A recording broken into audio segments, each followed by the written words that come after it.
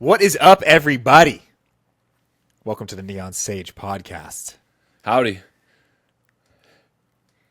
Howdy doody.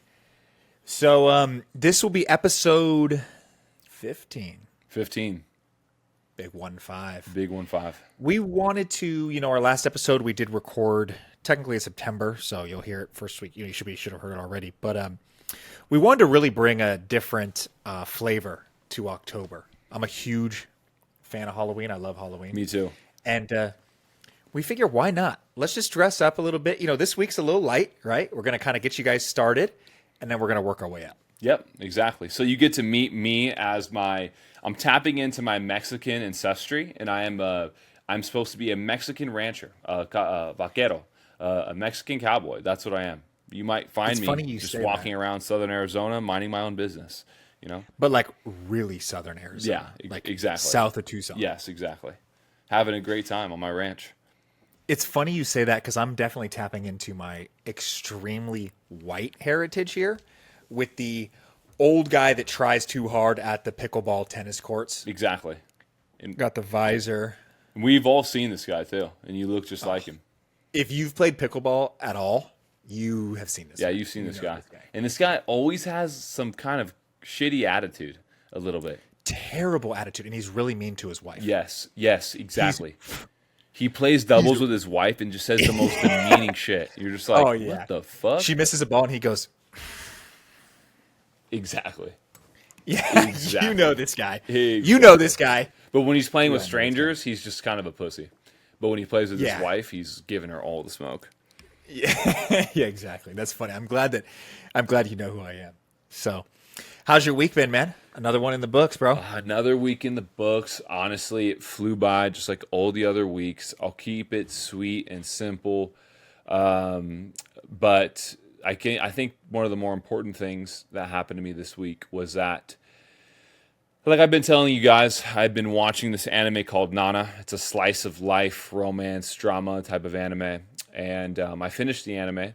There's 47 canon episodes. Canon meaning it's directly correlated to the manga it was based off of. And when I finished it, to my surprise, I realized that the story was not done.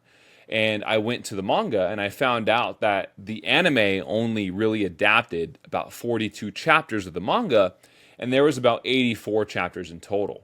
And so I then at that point, with a giant hole in my heart and wondering what the hell was happening to these characters that I was so in love with, binge read the manga. And these manga chapters are monthly chapters. And so for those of you who don't know, manga typically releases on a monthly basis or a weekly basis. So the monthly chapters, they're thick. They're about 40 to 60 pages easily. The weekly ones are closer to 20. And so with that being said, I was immersing myself in that and reading it. And when I tell you this was one of the saddest stories I have ever read, I'm telling you that in truth. I honestly, and this really alludes to the fact of how much of a beneficial life I've been able to live. But honest to God, when I finished Nana, the manga, I thought to myself, damn, I haven't been this sad since Kobe Bryant died. I was like, for real, like, oh my God, like sad. And the reason why is that the story itself gets incredibly fucking sad. And then the author went on hiatus. So like literally one of the most crazy things happens in the show, and then 5 chapters later, she goes on hiatus. Since 2009, Ai Yazawa, the author of Nana, one of the greatest selling Japanese manga of all time, one of the few Japanese manga to outsell One Piece in Japan during its heyday. This is like a peak manga of all time.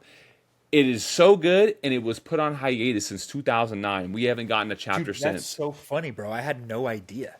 So crazy, bro. So crazy. And I guess she got sick, and she never started it up again. And she makes other work now, but she just doesn't feel mentally prepared, I guess, to continue writing Nana. Because I don't blame her, because the where she drove herself into as a writer is such a dark place that I was so fascinated to see how she was going to get out of it. Well, it's probably deeply personal, too. Oh, for sure. For sure. So that was my week, bro. And damn, it's interesting. Put a hole in my heart, bro. I was so sad. It's For sure. It's interesting you say that because Akira is like obviously, my favorite anime of all time. But same thing, the movie really only covers like the first two and a half, three books of six. So Yeah, that's there's a actually lot of Akira out yeah, there. that's great to hear. I'm gonna be excited to read Akira then one day. I'll probably just read the whole thing, yeah. Because and then another thing too, I've gotten into reading. I'm reading two books at the same time right now, and it's just I don't know what it is, but I've been meditating almost. I've been meditating every day since January 31st this year, and it's become such a habit that I think it made me a better reader because I'm like Oh, cool for with like sure. not doing anything for 20 minutes. You know what I mean? I do think even reading is its own. It is. It is a form of meditation for Yeah. sure. And sorry, I'm trying to get this pulled up here. I messed up we have a little something lined up for you guys. So I'm trying to get this back lined up, which I'll do in a second. Reading is its own form of meditation. And like it's also like its own form of exercise, mental exercise, Yes. because you really got to sit there and make sure that you are absorbing. You can sit there and read and not have any idea. What We've you all just done it. You read a whole page, you're like, what the fuck? What? And you go back and you're like, God damn, bro, what is wrong with me? I'm like reading, but I'm not. Exactly. Okay. All right, baby. Boom. We're locked in. Now you're fucking locked in. Now you're turned on right there. Okay. So I'm glad you had a good week, man. I'm glad Nana is treating you well. Or it treated me well and then broke my heart. And You know what's one quick thing, then I'm done. I was at the gym and I was like, you know what? I'm gonna listen to some of the Nana openings and closings from the show while I'm at the gym, just to remember Nana. I got way too sad in the middle of the gym. I literally was like I like almost ruined my Yeah. workout. I got so sad. Yeah. It was crazy. That's so tight. You know what's funny is I was talking to my tattoo artist and we were talking about anime and kind of how all the media that I really like is like really dark stuff. I just walk around with such a gratitude and like a gratefulness and a joyfulness for life that when I watch media, I kind of want to hurt a little bit. That's a good point. I don't know what it is. Like all of my favorites, like, the common thread is usually like cyberpunk or samurais or, but they all have a deeper, often pretty dark, tone. Yeah. And I think it's just because like me and just experiencing life and like, how I view real life, I have such a good outlook that when I watch movies or TV, I want to feel it. Yeah. Dude, and that makes a lot of sense considering when you think about our human brains have evolved from a place where, me and you could have been on a hike together when we were, way more primitive and we come across like a mountain lion or whatever it is, right? And so like there's like a portion of our brain that used to be exposed to like very real threats, whether it was other humans, other animals, harsh environments, like whatever it is. And now we live these very, very plush and delicate lives where we get inconvenienced if our fucking cell phone service cuts out for 5 seconds. Like it's like we're so sensitive to like non-issues. And so it makes sense that there's a part of us that like craves like some real shit to be going on, and we get it through our fiction. For sure. It's crazy. For sure. And I think also too, just like, I growing up, I definitely struggled with like a lot of bad thoughts. So being like past that and being like just a whole, grateful adult, it's like, damn, sometimes I want to remember that a little bit. Yeah, some like real uncomfortable shit. Exactly. Yeah. Exactly. And that's what a good sign-in anime will give you, honestly. That genre, consistently. Yeah. I mean, when you look like this, there's no real mountain lions in today's world, No. It's really hard for me to feel threatened. No, not at all. Especially on the court, especially there. And that's where you spend a lot of your time.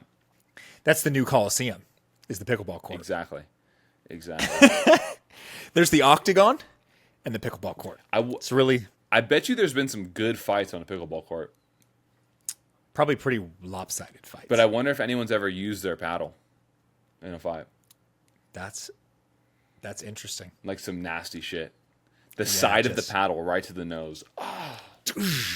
Just square it off. Yikes.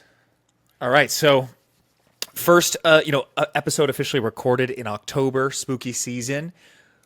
What are we getting into today? Because I'm excited. We're getting into some fun stuff, honestly. So we are going to start off with me announcing to Preston the top 10 scariest horror movies of all time. Now, where did I get this list? Because that matters. That definitely matters. I got it from Rotten Tomatoes, and it was created by the users of Rotten Tomatoes, and they got it to vote on the website what were the scariest films of all time. This isn't some snobby critic saying, well, technically, if you consider the magnitude of Jaws, well, it's like whatever it is, right? It's like Yeah. This isn't Eepert and Dorkbert. exactly. No. Not going to be the case. So that's what we're going to go into right now. So I'm going to announce to Preston this top 10, but I want him to kind of guess first. So, and you there, if you're in the audience, what would you say are in the top 10 scariest horror movies of all time? Preston, you go ahead and make some guesses, and I'll tell you if they're in the top 10, and then you can guess where they're at in the top 10. Okay, I'm gonna rattle off some classics. Okay. Psycho. It is not in here. Okay, It's so not that's that the kind of scary. list. It's scary. The premise yeah, of I Psycho wanted is to- scary, but it's not. I wanted to see what kind of list we're doing. Yes. Because, okay, I'm gonna go. The Woman in Black. The Woman in Black is. I don't think it's on here. Let's see. What about The Witch? Oh man, The Witch was a fun one. It's not on here, Dude, with Billy, Oh, the black goat, dude. Black Billy. Yes, dude. Bro. The Witch is in my top 10. Oh, easy. Facts. And so is The Woman in Black. The Woman in Black is so good. I don't remember that one. Oh. Is it 2000? Like what? A couple years? Daniel Radcliffe, Harry Potter. Oh my god! Wow. Okay, then we have to go just like everybody knows them. Are we going Texas Chainsaw Massacre? Yes, that's one of them. Okay, Halloween. The original Halloween. Yes, that's one of them. So you got two of Okay, them. where do those fall? So guess where? Okay, so where do you think Texas Chainsaw Massacre is in the top 10? It's probably dead last. You think it's dead last? In the top 10. It probably just cracked the Okay, top 10. I'll give you some grounding here so you have a good foundation. Okay. Texas Chainsaw Massacre, 1974, is number 5 on this list. Okay. number Okay. 5. That's what I kind of needed. I was okay. Now you have a guiding Then I- light. And now you know Halloween is on here too, though. Then it's probably number 2. Halloween, the 1978 film, number 7. Whoa. I think Halloween's scary. I think what Have you seen the original Texas Chainsaw Massacre? it disturbs me more than Halloween. I was about to say it. There is something so deeply eerie and creepy about it. And it feels too real. It feels like It does. you were traveling in some rural part of Texas or even Arizona or California, and then you fucking found some weird farm and shit got weird, Yeah. dude. It's The Hills Have Eyes, but times 30. Ooh, it'd be fun Hills to Have make a Eyes. list of the most creepy and gross movies of all time because The Hills Oh. Have Eyes is on there. Do you remember we watched a Serbian film? Oh my! If you're listening, do not watch it. Do not look it up. No. There is no. It's the whole claim to fame with a Serbian film is that it's banned in like a ton of countries. Yes. And it's supposed to be like the goriest, nastiest movie of all time. Exactly, yeah. It's not either of those. It is just the most wasteful, disgusting piece of media I've ever seen, and I got nothing but negativity from it. Like my life is worse. Yeah. It's like, and I truly say this, and like for those of you who get like competitive about like, oh, I want to see if they're like, no. I'm telling you, we saw it. It's It's only disturbing. It's disturbing. Yeah, there's nothing. The plot's not even redeemable. It's just like, it pretty much is like this. You watch a bunch of videos that would be like on the dark web, but it was actually made by like European like filmmakers instead. And so it's not real, but it's like some shit that you just. It's like B-rated avant-garde dark web videos. That's just. It's so bad and it's so dumb. Yeah. And it's not disturbing in a way of like, ooh, wow, that really like shook me. Like kind of how we're talking about the Chainsaw Massacre. It's disturbing in a like, I just didn't need to see that. I'm not any. Exactly. I didn't get anything out of that. Exactly. Yeah. It's not like Saw or Texas Chainsaw Massacre where you're like, that was so gruesome, but kind of cool, but fucking dark. This is more like, wow, okay, so now I have to say that I've seen that happen. Exactly. Do you remember that was like the first thing we said to each other when we watched it together was like, I'm not excited. Yeah. And it's funny, like looking back on it, it's like, why did we do that? And I think it's just like the thrill of the unknown, man. It's just like we didn't have anyone guiding us, right? We just we just thought, wow, well, we have an evening to kill, and we're all living together, so Yeah, exactly. why not? Okay, so Okay, yeah, we're at Halloween number 7, Texas Chainsaw Massacre number 5. correct. I mean, dude, I want to put Hereditary in there because So it's Hereditary is on the list. So it's probably, I'm gonna say it's probably number 3. Hereditary is lower than number 3. Lower in a good way. Oh, it's higher on the list. Exactly. Number 2. Number 2. Hereditary Okay, is so- number 2. What is scarier than Hereditary?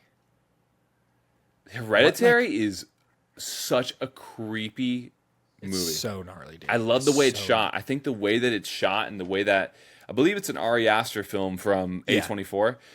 Yeah. Just Ari Aster also, I don't know why. Is it a girl or is it a man or I think it's a girl. Yeah. Ari Astrid. Yeah, I don't know if Ari Aster is a woman or a man. She did Midsummer. Yeah, she did Midsummer too. Yeah, exactly. Midsummer as well, and Midsummer isn't as good as Hereditary, but it's just as like eerie in its own way, which is a lot of fun to me. I love that out of a film. It has as much tension. That's the thing about her movies that I love, and like horror movies in general, but those two movies particularly. That like there's like a tension with it where it's like, Yeah. Do it? Is he gonna do it? Are they gonna like? Yeah, and the whole time you feel like, in a good way, you're watching something like you shouldn't be watching. You're like, oh, like what's happening here, dude? Like, Yeah, exactly. this is unsettling. Okay, I'm gonna go with Silence of the Lambs. Has to be top 10. Let me just double check. Silence of the Lamb is not on the top 10. Not even top 10 is. I mean, I don't even think Jaws would be on this list. Jaws is not on this list. There's, Okay. I'll tell you this. There are some hitters that you're just not saying. Okay. The Conjuring. The Conjuring is in the top 10. What do you think it's at? I'm gonna put it at 4, just right above Halloween. So it's has a lower rank in a good way. It's small. It's number 3. It's number 3. Okay. So we got 2, 3, 5, and 7. I mean, dude, I think Sinister is pretty damn good. Pretty Hey, scary. that's in the top 10. But I don't think it's very high. I'm gonna probably put it 8 or 9. Sinister is exactly number 8. It is number 8 on this list. Okay, so we need a number 1, a number 4, a number Yeah, 6. let's do a little number 9. review going from 10 unknown, 9 unknown, 8 Sinister, 7 Halloween, 6 not said yet, 5 Texas Chainsaw Massacre, 4 Undetermined, 3 The Conjuring, 2 Hereditary, 1 you tell me. I don't feel like they've cracked the top 10, but I want to put Nightmare on Elm Street. Not in the top Freddy 10. Krueger. I didn't think Not in so. the top And Friday 10. the 13th. Jason Voorhees not in the top 10 either, huh? Not in the top 10. Okay, I didn't think so. Do you want a hint? Yeah, I'm gonna phone a friend. Think true horror classics, like cult classics that have like become a part of like the cultural Scream? experience of being a human and like being an American human, basically, and like being aware of horror films. Scream? No, bit bigger than that, way bigger than that, way grander than that. Both of these are way Bigger? grander than Scream. I can't think of what's in between Halloween and like smaller than Halloween and bigger than Scream. You could say one of these. Insidious? Insidious is on this list. Insidious is on this list. Where do you think it's at? It's got to be low. I'm gonna go 9. Bingo was his name. Yep. Insidious is Let's number go, 9. baby. Let's fucking. So you go. got 10. You got 6. Oh, you know what? Is the Babadook? No. You're then think of true horror classics that when they came out, they were a part of like the experience of life. Like you simply could not live and not know about these movies. They like They have like superseded all the other Is it films. Get Out? No, not on this list. What about his other one? Nope. And as it should be, they're not. Those. They're good. Yeah, they're not that scary. They're not that scary. But they were huge when They're when thrillers. they came out. To me, they're more of a thriller, like a good fucking crazy thriller. Saw? No, not at all. I might. You're missing some big ones. Like you're just missing them. Number I'm one, trying to think. number four. Go reverse. Go reverse. Okay, so I'm missing number 10. What is the worst, best horror movie of all time? The Exorcist? The Exorcist is on this list. It's got to be. From what we have left, I'm gonna put it at 6. It's not 6. Worse or better? Better. Is it 4? Is it number 1? Exorcist is number 1. It's number 1 on this list. Number 1. It's just, I think everybody, especially like considering how much of a God-fearing nation America was during the 70s, it's like that movie. It's like late 70s, right? Yeah. It's just everyone thought that movie was insane, and like it was so iconic. Like 30 years later, I was very aware of The Exorcist. You know what I mean? That's true. That's very true. Did you watch it as a kid? I've watched it, like I think as a teenager, and it wasn't as scary as I thought. But there were some scenes that I'm like when she walks down the stairs backwards, all that kind of shit. Like there's some scenes that definitely got me. Yeah. I mean, it's hard because watching a movie already, you have to kind of suspend. They call it suspending disbelief, Correct. right? When you grow up, I mean, you and I grew up in the late 90s. When you already see a certain level of CGI and special effects, it is very hard to do that with a movie that falls short of that. But if you can look past that, The Exorcist is pretty gnarly. I don't know if I'd put it at number 1. What about, more classics? Yes, you still have Poltergeist? no, but you're kind of you're in the right lane of like Would time it be period. The Ring? The Ring is on here. The Ring is on So we're here. missing 4, 6, and 10, right? 4, 6, and 10. Correct. I'm going to go 6. Dead middle. Yep, The Ring is number 6. Okay, so 4 and 10. The Grudge? No. Oh my God. Are these bangers? Are these... They are amazingly famous. They're a part of... Yeah, they are so ingrained in our film culture as a society, both of them. Are they old or more modern? So they're both older stories. The one of them that's being referenced is old, and one of them that's being referenced is newer. But they're both older stories. Okay. I'm trying to think of just like greatest hits that I haven't mentioned because I know... And I'll give you a hint. Okay. They were written by the same person. Oh, It Boom. and The Mist? No. More other more Stephen popular King? than that. More popular. What other Stephen King? It. Oh my God, dude, I I'm think blanking. the most popular Stephen... Yeah, I would... It's got to be the most popular Stephen King horror film. I would maybe say this one is... Oh my God! Considering... I'm blanking. I'm all that's coming to mind is like Cujo and like all these. Oh, The Shining. The Shining. There you go. Because you know why I think Stanley Kubrick. I don't think Stephen King, but it is a Stephen King Story. Okay, so then of those two, I'm putting The Shining at 4. Correct. And It at 10. Yep, exactly. Wow. So those are the top 10 scariest films rated by the Rotten Tomatoes audience. For audio only listeners, give us a 10 to 1. 10-1. Number 10, It 2017. That shit was good. Good. It was a good movie. The original might be a little creepier, but that one's very good. Very, very good. Without a doubt. Number 9, Insidious 2010, baby. Damn, 2010. I was so young.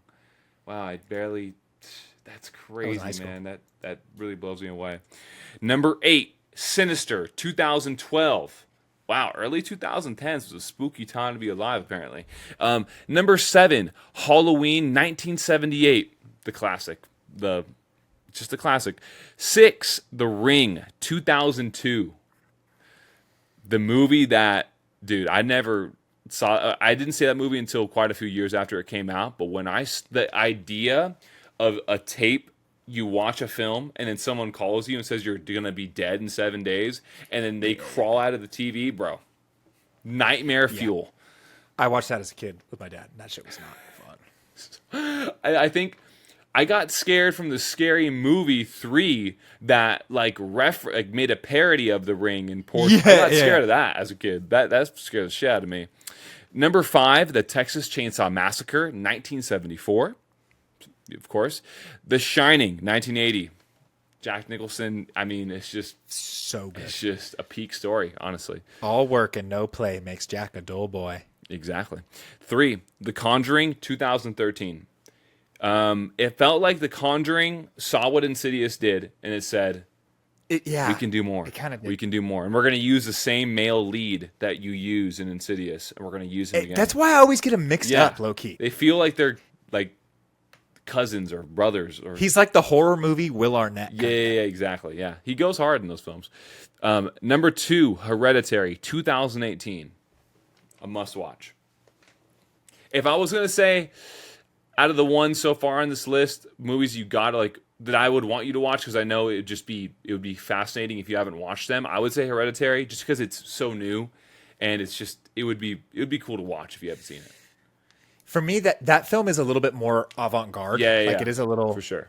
Whereas if I was like, hey, you got to watch a scary movie and it has to be one of these 10, I think I'm picking either the original Texas Chainsaw Massacre or Insidious, only because it is just so iconic. Oh man, it's such a good time. That movie, so that soundtrack in theater, like that, the high pitched sounds that they throw at you. Wow, what an experience.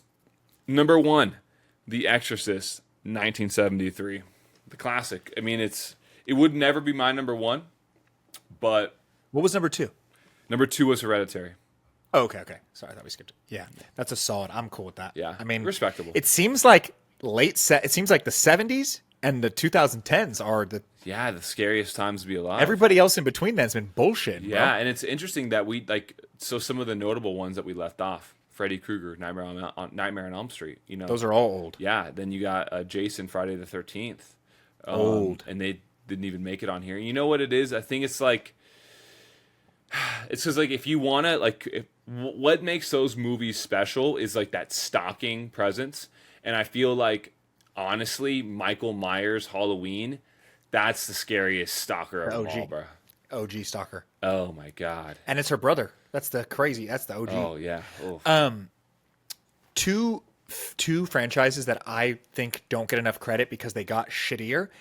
But the first 3, but the first Saw was so good. Yeah, bro. dude. People are saying so good. Dude, people are saying the newest Saw, I think it's Saw 10 or whatever. Yeah. They're saying it's good. Dude, so Lena and I went through this phase where when we were dating, she had never seen Saw. I've made Lena watch so many movies because I'm like, what? You haven't seen these? We have to watch it. So we watched the first Saw and she was hooked. So then what we would do is every time she'd come over, every time we'd hang out, we'd watch half of a Saw. You know, they're 2-hour movies, so we watch an hour. So we spread it out over a couple months and we watched all 9 of them.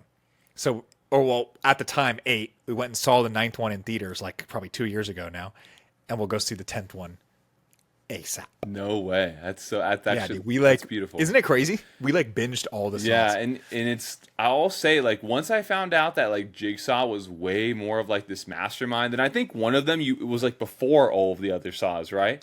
One of them. There's a couple that give you prequels. The last one was pretty, I guess, early, it was a little before. I believe the newest one, number 10, is supposed to be the prequel to all prequels. Oh, really? That's what I've heard. I could be totally wrong. Damn, that's actually really dope, though. That's actually, I mean, because it's So Saw? Yeah, you keep going. I was going to say, so Saw, I don't think it's a credit that it does because, just like Fast and the Furious, right? The first Fast and the Furious is so dope, but then the franchise just went to a place that, whatever. Mm-hmm. And Paranormal Activity. Oh, my God, bro. The first, second, and kind of the third Paranormal Activity absolutely bang. In when you watch them when they came out in the moment, bro. In theaters? Bro. Oh. Bro, you take a girl on a date to see Paranormal Activity? I thought that shit was real. I thought it was very real. I thought that was a guaranteed. Well, that they tell you, right? Based on a true story. Yeah. I was like, What? This happened in Carlsbad, California? That's a little too close to home for me. I live in Arizona. Yeah. Like, Yeah, for yeah. real, dude. Like, that shit really got me. So, since we went over the top 10 scariest movies of all time, and just kind of sticking with this theme of spooky season, we wanted to kind of start off with something fun. We're going to do a horror movie villain bracket. Okay. So, we're going to see who is the all time horror movie villain. Now, all time could mean scariest, most savage, biggest, scariest. Like, we got to take into account a lot of different things here. Yeah. Okay. So our 16, our top 16, our sweet 16, our, you know what? Our scary 16. There we go. We got Jason Voorhees. We got Leatherface, Texas Chainsaw Massacre, Hannibal Lecter, Pennywise from It, Chucky from Child's Play, Frankenstein's Monster, Michael Myers, The Nun from The Conjuring, Dracula, Annabelle, Freddy Krueger, Nightmare on Elm Street. We got the original Alien, or they call him Xenomorph from Alien. For you horror movie buffs out there, don't crucify us. The clown, his name's Billy from Saw, but the person that's on this list is Jigsaw himself. Okay, Yes. we know that that's not Yes. Jigsaw, which is so iconic. Then we got Pinhead from Hellraiser, which is one of my personal faves. Ghostface from Scream, and the Creeper from Jeepers Creepers. Hey! That's a lineup. That's a squad. Ski. If you see me trying to trick or treat, say ski. All right. Oh, so let's just start it off, baby. This is a fucking tough matchup to start off with. We got Jason Voorhees and Leatherface. Gut reaction, just immediate gut reaction. To me, it's Leatherface. But Me too. Really? Yeah. I'm going to go. Here's the reason. The original Friday the 13th is great. And I think Jason is so dope. Like, the hockey mask is so iconic and so dope. However, out of all the movies and all the renditions that have been made of both of these characters, I've enjoyed more of the Texas Chainsaw Massacre. Yeah, and In fact, have you seen the most recent one? when did it come out? It's in the last couple of years where they go to Texas. Yeah. and No, I did see that one, and it was it. What was interesting to me was that it's still like something about Leatherface is just unsettling. Like this deranged, rule big boy who's just like severely autistic. yeah, just like being a fucking weirdo, bro. Yeah. Yeah. And when you take it all the way back to the original, like, his whole family is weirdos, right? He's Exactly. like, if he's like the evil version of the Whitakers. You know what I mean? Exactly, and that's what makes That's it what so it is. real. Where Jason feels just like because he's like so I don't know. He's like supernatural to a certain extent. Exactly. I mean, he technically is dead, right? He's technically resurrected. So, okay, easy dub, first round Leatherface. Yes. What do we got next? Oof. We got Hannibal Lecter and Pennywise the Clown. Shit. I'll let you take the lead on this one first. This is going to be very tough for me to say because I like the Hannibal movies better. Silence of the Lambs and Red Dragon are very, very, very, very good in my opinion. But if we're talking about just a horror movie villain, from the original It, when he was literally made out of clay and going down the drain in the locker room, to the newest version where he's a fucking spider, like, I gotta give it to Pennywise. Oh, 100%. Hey, Georgie. Oh my God, bro. Pennywise for sure, dude. Pennywise. You'll float too. You'll float float too. Oh my God, Pennywise is a like goat, that. bro. He's a goat. like And I that. agree with you. The Hannibal Lecter movies are way more compelling and they're very deep, but it attacks the child inside of all of us. Like it's Exactly. it's Literally and figuratively. yeah, it's different. Oh, this I actually like as a matchup. I think this is a good matchup. We got Chucky from Child's Play and Frankenstein's Monster. Okay, so I'm gonna start this off with a story. So, Okay. As a child, we all fear different things, right? We just do. We do. I was a kid. I was walking inside the Chandler Mall in Arizona. The year is probably about 2000 or 2001. The Chandler Mall had just opened, and it was one of the new. So you're like 7. Yes, it's one of the newer Okay. outdoor mall or indoor malls in Arizona. It's very nice, and I'm walking around. I'm walking around, and for the first time in my whole fucking life, I come across a store called Hot Topic, the store that we're all very well of. And back in the day, it's not really as much of the case, but kind of is the case with some stores and malls. But there used to be literal just like showcase windows in like every store in the mall. Now they kind of just turn them into normal windows. They don't do just the showcasing model. They want you to see more into it. But there would be just a showcase at the front of the store that you would see from walking outside of the store. And inside of it was Chucky sitting on a beanbag. And I saw that doll and I thought to myself, what the fuck is that? And it gave me a deep fear immediately. I then went over to my Nana's house, who lived right down the street, and I asked my uncle, hey, what was that? Because I knew he would tell me, where my mom didn't know shit about shit, so she wasn't going to tell me.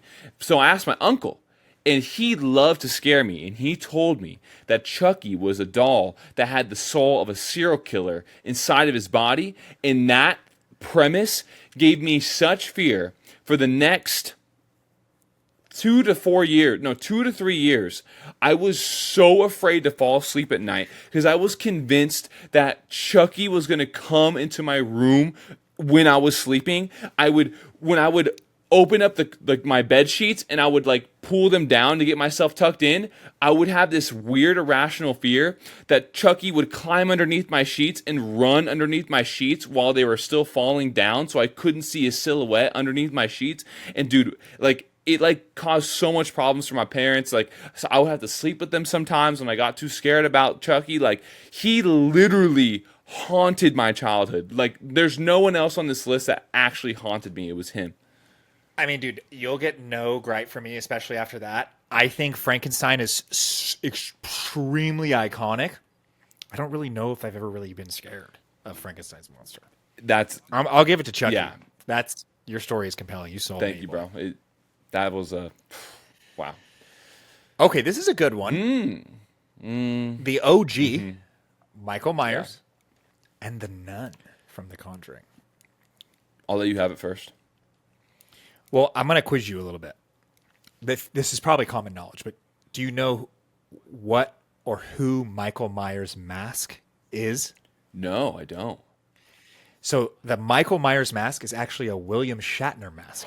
Oh, it is. You know what? I think from Star Trek. Yeah, you're unearthing some memories that I think I've heard before. Yeah. Yes. Yeah, so it's weird. one of those things. So here's what I'm gonna say. If I saw either of those in real life, I'd be more scared of the Nun for sure. Like she just even looking at it right now, it fucking freaks me out. Like when we were putting together the bracket, I told you I'm kind of getting freaked out. But dude, you just can't argue. Michael Myers might be here's what I'm gonna say. It might be early because it's first round, but he might be in contention to take it all because he's just that big, that iconic, and he really is that scary. I agree. It's a bad matchup for the Nun. Just the feeling of the music playing when Michael Myers is walking after you. Oh my God. And like he's always just fast walking. He's never running. He's just constantly speed walking, and it's fucking terrifying. All right, easy dub. Easy dub. Okay. Oh, so it's gonna have us find a winner on this left side of the bracket. Okay, so we just have to be fair. So whenever we find the winner on this left bracket, we don't take that into account. Exactly. Right? Correct. Okay. Correct. Leatherface or Pennywise? Damn, this is a stacked. Dude, is this the AFC or the NFC over here? Because this is the AFC. stacked. This is the AFC. It is, huh? For sure. Oh man. It's like I have two different types of fear and respect towards both of them. One of them feels like a real person that could really haunt somebody in real life. And real quick, for those of you audio only, we're in round 2 of the bracket, so it's Leatherface versus Pennywise the Clown. Here's what I'm going to say. They're both scary as all hell. There's been really, really, really good movies made in both franchises. I will say I think it kind of takes the cake there. I agree. The movies are probably better. However, what I think is cooler, like if I was going to be a horror movie villain, I think I'd be the huge dude wearing people's skin on my face with a chainsaw. I think it just might be cooler to me. Damn, bro. This is literally I'm not like just saying, I'm not like creating time because I'm just being lazy and I don't know what I'm thinking. Like, I'm literally looking at both of these, and it's a shame that they're meeting this early. But honestly, that just shows how stacked the brackets really are. I mean, these are all. Damn, bro. Ah, man. I can create it. I literally have two arguments for each one. The argument for Chainsaw or the Leatherface is exactly what you said. It's he's wearing other humans' fucking faces on his face, bro. That is disgusting. And he's like some deranged, on the spectrum man who lives in the middle of buttfuck nowhere just doing this to people. It's like so unsettling. And he's like 6'8", if you remember. He's like huge. Exactly. It's so disgusting. Like, it's disgusting. I hate Leatherface. Where Pennywise, he's like a icon. He's so scary and so like, because he's like a mystical being, right? Like, he's not like, he doesn't play by the rules of like normal reality. Like, the way he scares you is that he like brings a nightmare like into reality, and it's like he does. Out of like the supernatural people on this list, he might be my favorite. And it's I think it's a tragedy that he has to go up against Leatherface. I think I have to lean towards Leatherface a little bit more because he's just a little bit more unsettling. Because it's rooted in reality. I'm with you. I think we kind of said the same thing. Like this might be the closest matchup so far. It definitely is the closest matchup so far. But I'm gonna have to slightly give it the edge to Leatherface. Yeah, just slightly. And I'm sorry, Pennywise. Okay. Whoa, we got like big and little bro. I know, right? For real. Chucky versus Michael Myers. I know you have a personal connection to one of them. I don't think this is close. No, it's not. It's Michael Myers in 4. He wins in 4 straight games. He sweeps Chucky. Yeah. Okay, we're gonna go Michael. Michael Myers, no diff. So the AFC Championship, Leatherface or Michael Myers?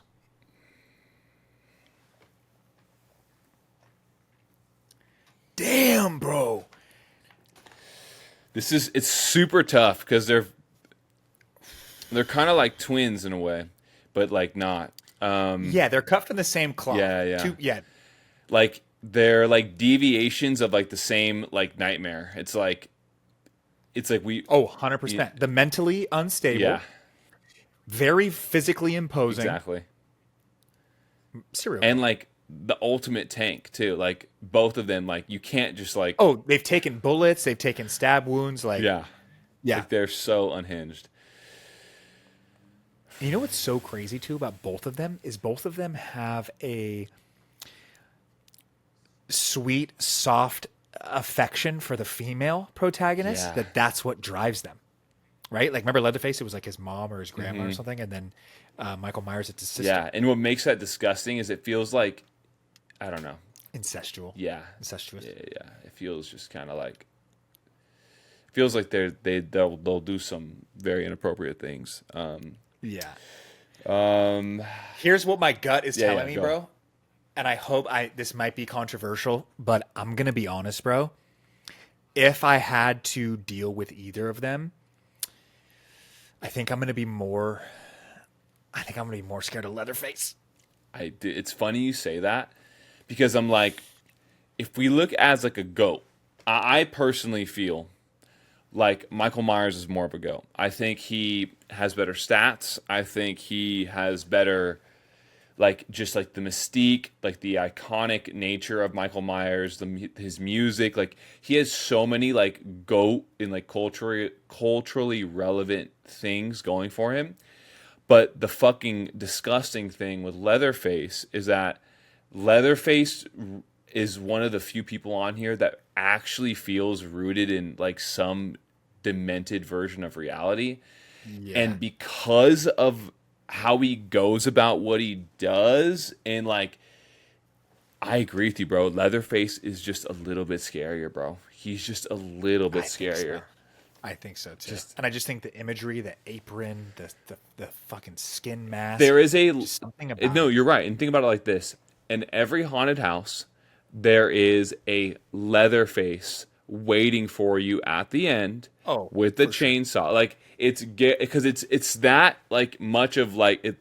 Like you don't really see as many Michael Myers lookalikes at the haunted house when you go there. It's always a Leatherface though. Some guy Yeah. chasing you out of the last room with a chainsaw, like getting way too close to you. Okay, so winner out of the West, going to be taking on the winner from the East is Leatherface. Leatherface. So this one I think is actually a good matchup. We got Dracula and Annabelle. Here's why I think this is a good matchup. I don't think Dracula is necessarily that scary, but the literally like what 100 years now. I mean, when did Dracula originally come out? Like Nosferatu was like in the 40s or something, Yeah, right? yeah, exactly. It's like the original vampire moniker. For me, it's easy. I'm gonna go Dracula just because of the. I just love vampires and the amount of media we've Yeah, gotten. yeah, Whereas the doll thing, Chucky, like you said, Chucky did it. I don't think Annabelle's doing it any better. yeah. And like Annabelle never like truly animates and like is like running around the house like sticking their hand in your throat, like like Chucky might like try and sexually assault your girlfriend. Like it's a little bit different.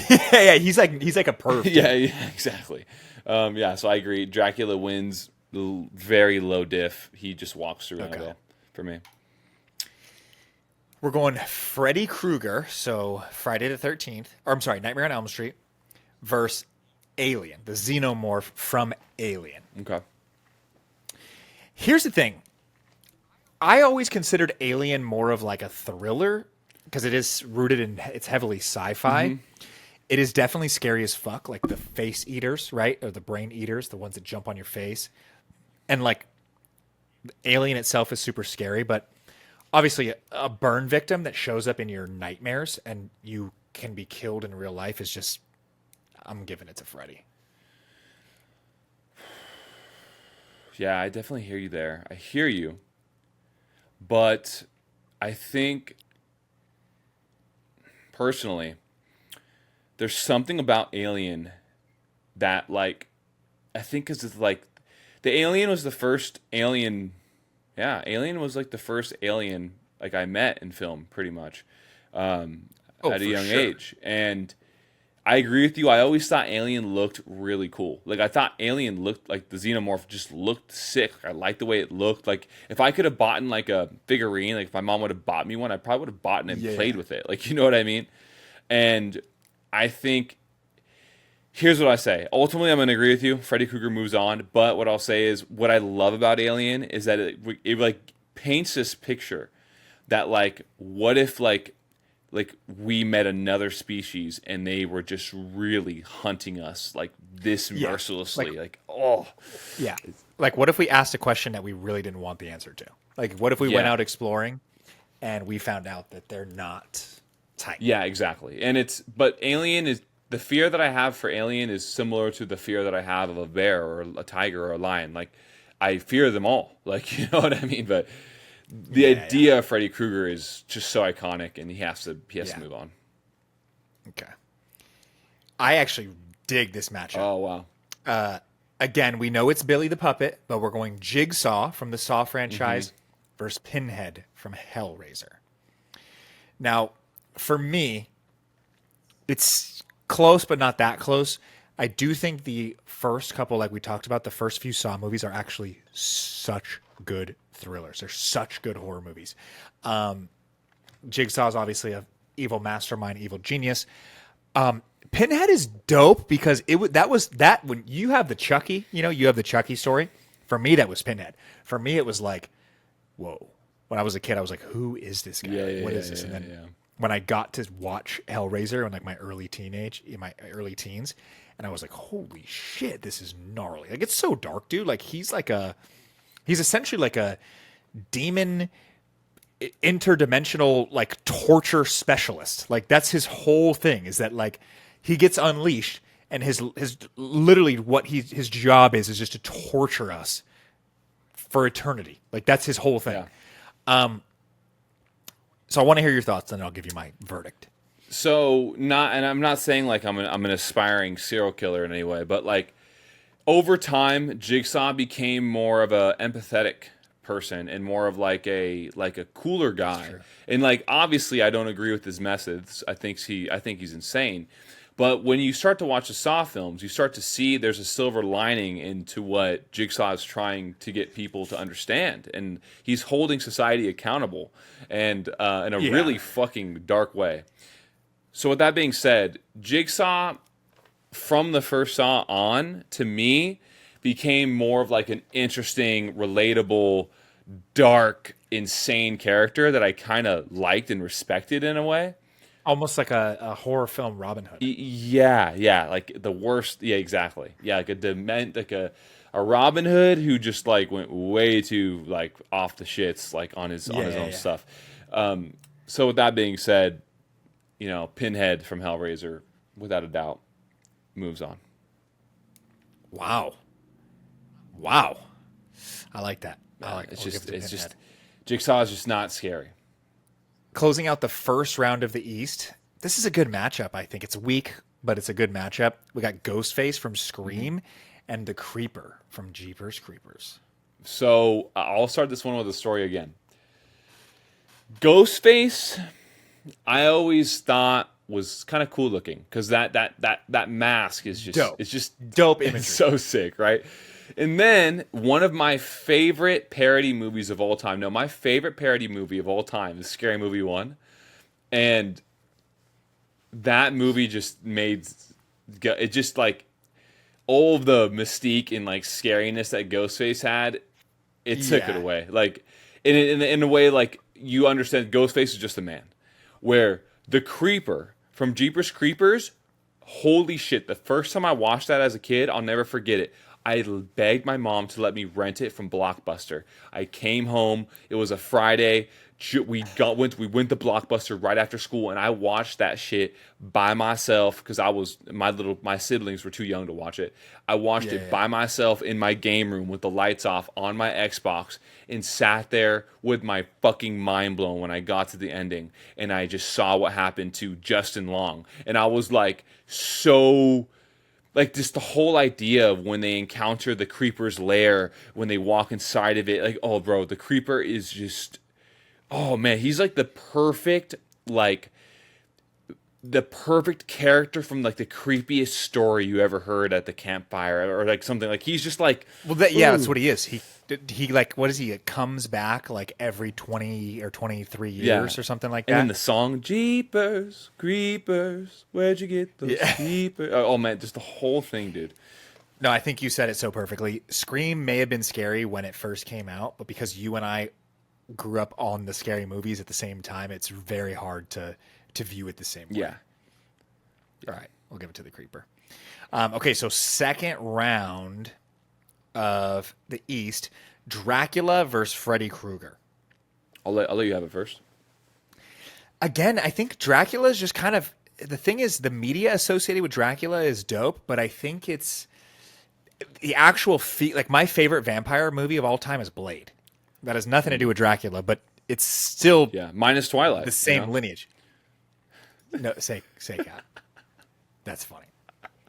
I don't hate the Twilight actually. Movies, I don't hate them. Underworld actually is a close second. Underworld was sick, good. Dude. Sick. With Kate Beckinsale. Yeah, Katie Beckinsale, the lichens and the fucking ball. Yeah, that's so funny. That one was sick. Super. That was actually a cool here's the movie. thing. Damn. Wow.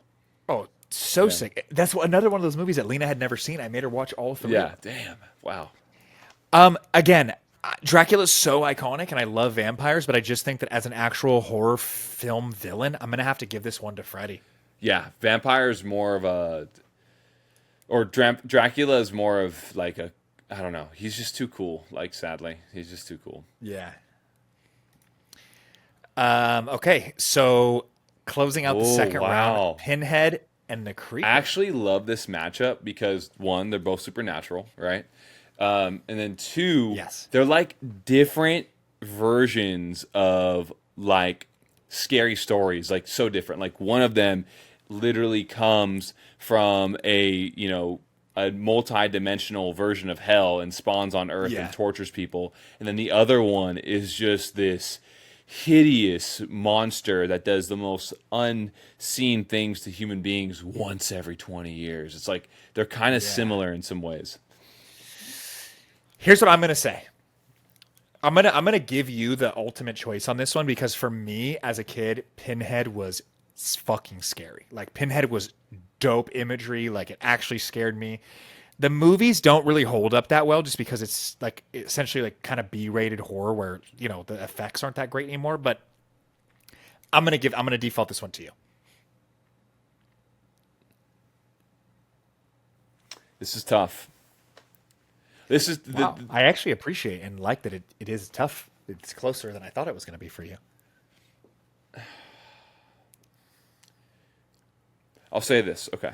I'll say this. So I'm going to take Pinhead over the Creeper. And here, the reason why is that ultimately, as creepy as the Creeper was, if you knew how to use a gun, you could take care of the Creeper. And that there was some peace in that. And there was a little bit of like, the Creeper's not fucking with this, like a SWAT team. He's getting smoked. And there's a little bit of peace in that. If you were able to find the help, you could deal with the Creeper. And it makes him more of like a like an urban legend. Like, you know what I mean? Like he's more of an urban legend.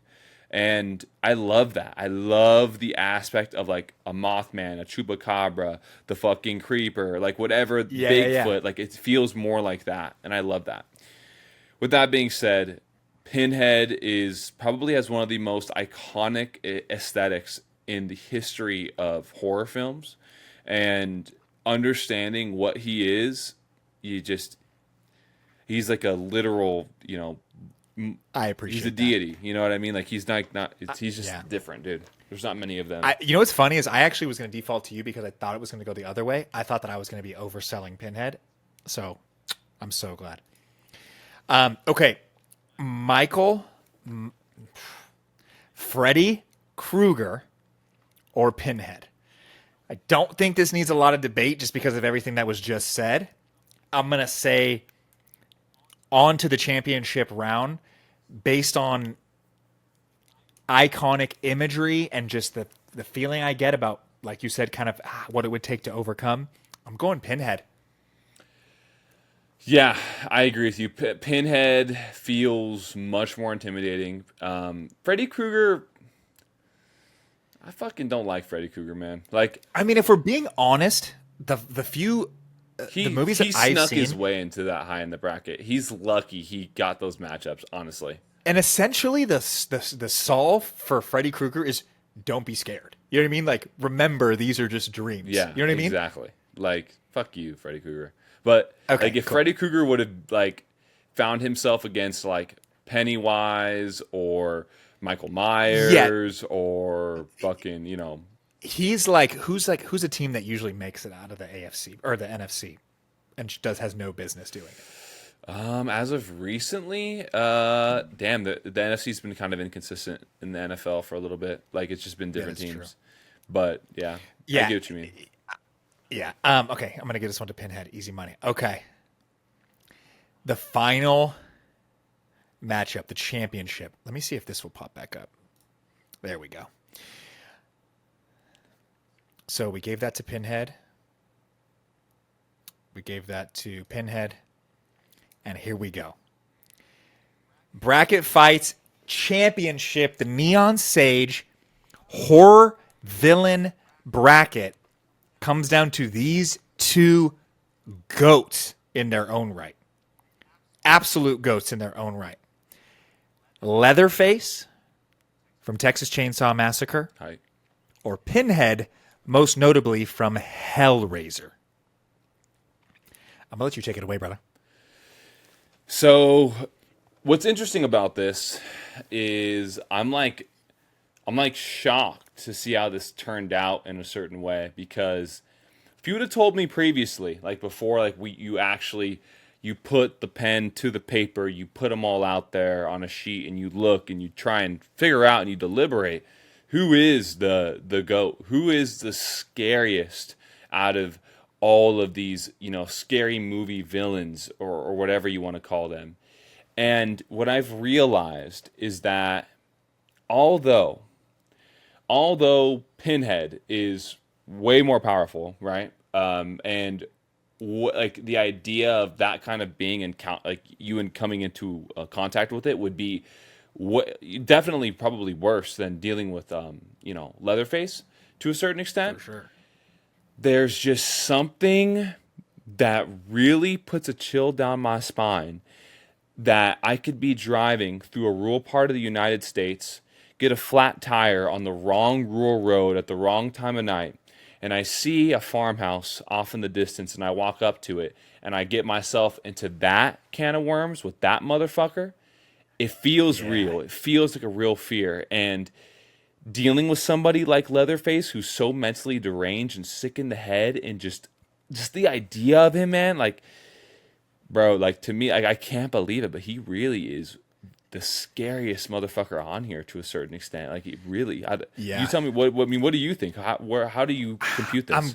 I'm gonna go with you. I mean, I remember seeing the original Hellraiser and just seeing how gnarly it was of like, people on these like, it was like H.R. Geiger style, right? Where it's like kind of cyberpunk. It's like biomechanical, and they're like, on the surgery table, and they're like split open, and their organs are everywhere, and like.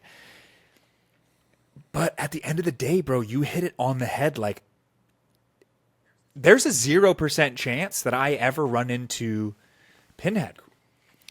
There's a chance that I end up somewhere in the United States or somewhere in the world that I run into Leatherface. Like, that's the scariest part for me. Yeah. No, that's really it's that. And here's the thing. That.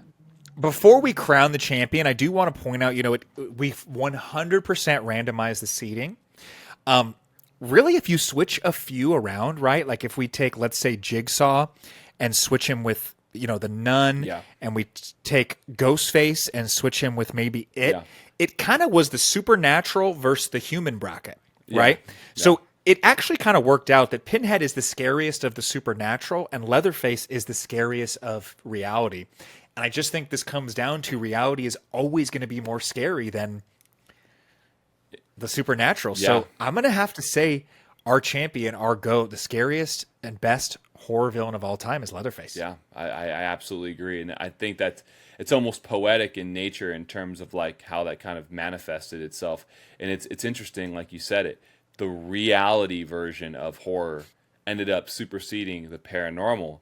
And I think it's just because there's something behind a demented human that level of fear we get from thinking about a demented human who's that mentally deranged and capable of doing weird shit like that is just like, it's everyone's worst nightmare. You fear about someone in your family or someone close to you ever having to deal with a sick fuck.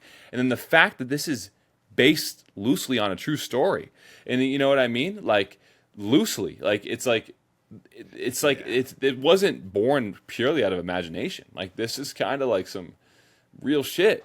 There was someone out here in Arizona who was a famous serial killer in the early 1900s, and his name was Jacob Kell.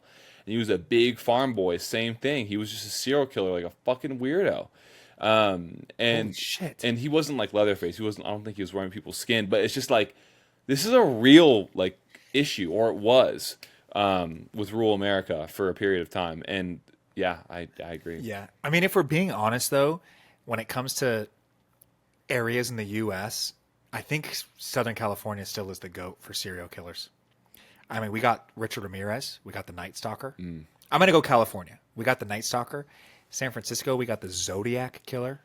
Well, I guess where's Dahmer California. Because if Dahmer's from Washington, then Washington gets Bundy and Dahmer. Where's Dahmer from? Milwaukee. Yeah, okay. Known as the Milwaukee Monster.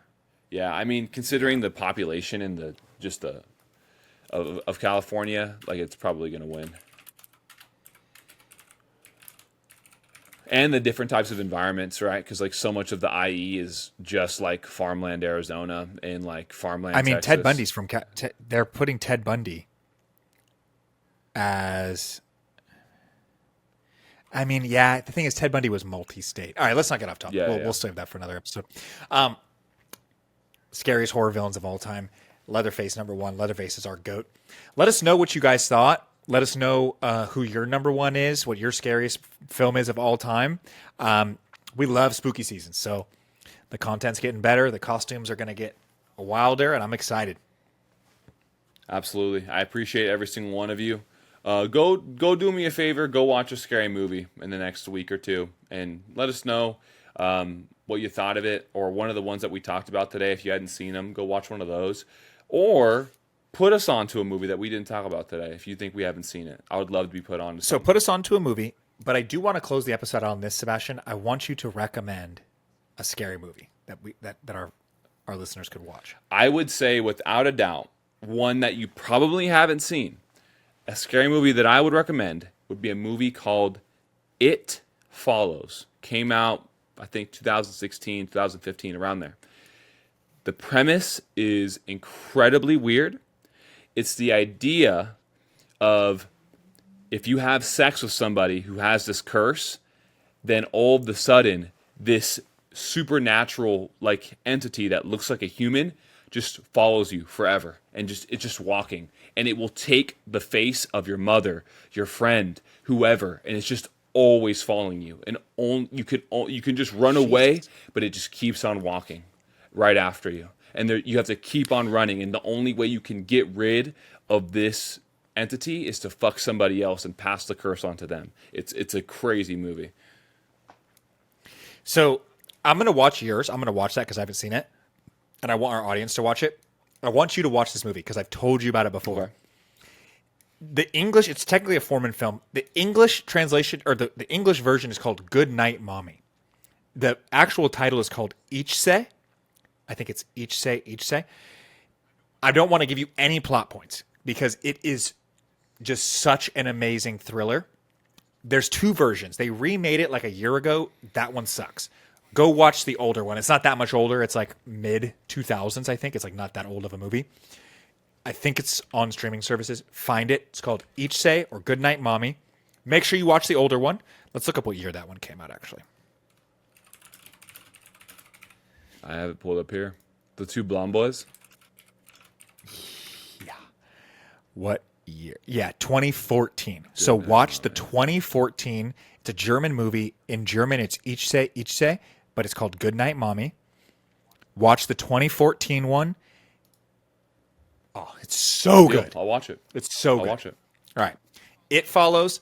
Good Night, Mommy. Thank you, everybody, for listening. And we'll see you next week.